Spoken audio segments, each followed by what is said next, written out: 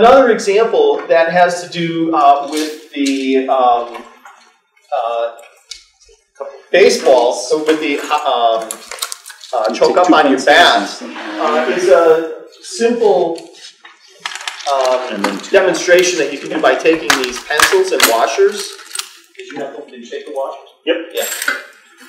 So what I said before is with the baseball bat, it makes a difference how far the rotation point is from where the mass is distributed. It's in fact what we refer to as the rotational inertia of the bat. If the bat has a big heavy end, it's hard to swing around. If it's the same weight but the mass is distributed more evenly, it has a smaller rotational inertia and you can spin it around more rapidly. You can see that by taking one of these pencils, sliding a washer or two over onto the pencil, putting it at the top, for example, then taking another one and sliding the washer more to the middle, okay, and then take the two of them. Well, I guess I should put a washer on and see which one gravity tells you is easier to swing over. Take the two of them and release them. Do it several times because it's a science experiment. See which one falls fastest.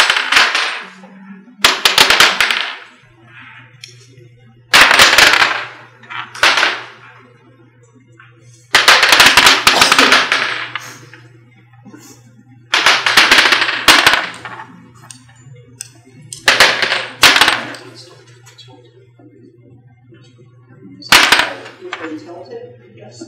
Because if they're standing straight, I did the wrong thing. I'm watching them. sideways, they have to fall. Now that one's a little more clear.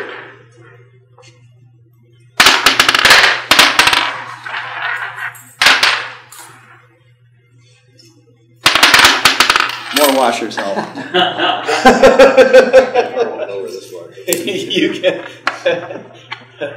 You can confirm the answer that you're expecting to get, I think, if you follow the topic. Also, by just putting them in your hand and wiggling them back and forth. Okay, and the answer is which one of these two will rotate will hit the ground faster if they're both rotated from the same starting point. What do you find? One with the washer in the top? This one, the one where it's all the way at the top, or the one where it's in the middle? Which one rotates faster? You're saying the one with the one in the middle. And indeed, that's the case. They have the same mass. Each has the same mass. This has the mass located farther away from the rotation point.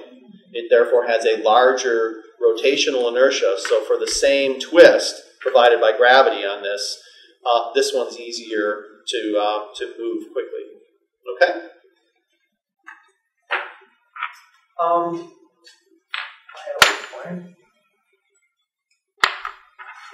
Yeah, so there you go. So that's a pretty easy thing to do in the classroom or an after-school activity for young kids to get this idea across.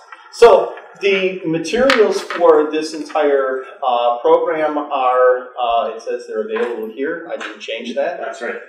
I did change where we're giving this presentation, but I forgot that. We didn't bring them all along this time because they're heavy to ship. But they are all available for download from the webpage. The URL is given here. It's also given on your little bookmark. And you can fill out a simple form that will ask you to identify yourself and your school and what grades you teach and such. But otherwise, you just have to tell us where you want them shipped, and we'll ship them for free. We would be happy if you find them interesting for you to tell your colleagues at other schools about them, to tell people who run after-school programs, who might have set-up areas in your local libraries and that sort of thing, anything that you think would be appropriate. And then, of course, provide us with feedback. There is a place on the webpage here to give us your feedback. We would be very happy to hear that. So, in summary, the Stop for Science program is a science enrichment program. It was developed partially through a grant from the Chandra X-ray Center, who is who is supporting this, the presentations of this program and the shipping of materials and such. These are the primary developers who are responsible for it. And we'd be happy to get your questions, and if you have a phone that is enabled with, that's able to read QR codes, you can point at that and take yourself to the webpage right now. Any questions?